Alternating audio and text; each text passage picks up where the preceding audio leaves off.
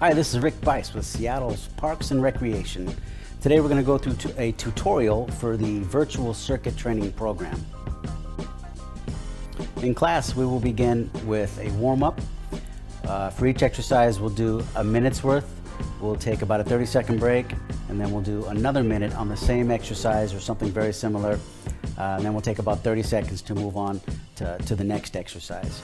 At the end of class, we will finish off with a cool down and then some stretches.